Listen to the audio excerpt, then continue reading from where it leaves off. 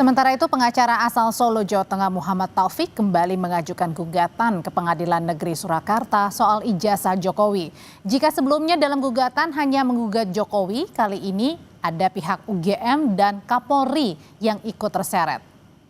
Taufik mengajukan gugatan citizens lawsuit atau gugatan warga negara, di mana warga bisa mengajukan gugatan kepada pemerintah atau lembaga negara yang dianggap melanggar hukum atau tidak memenuhi kewajibannya. Dalam hal ini yang digugat adalah Presiden ke-7 RI Joko Widodo, Kapolri Jenderal Listio Sigit Prabowo, dan Rektor Universitas Gadjah Mada. Materinya masih sama, yakni soal ijazah Jokowi. Pengadilan Negeri Surakarta belum memberikan keterangan karena gugatan baru masuk dalam tahap pendaftaran.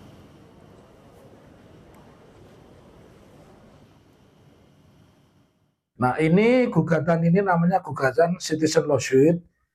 Gugatan citizen lawsuit itu lebih terbuka, lebih bebas, dan tidak mensyaratkan saya harus menyajikan bukti. Karena gugatan CLS atau citizen lawsuit ini lebih banyak kepada bagaimana negara itu bertanggung jawab, ya, sehingga tidak keruh seperti hari ini.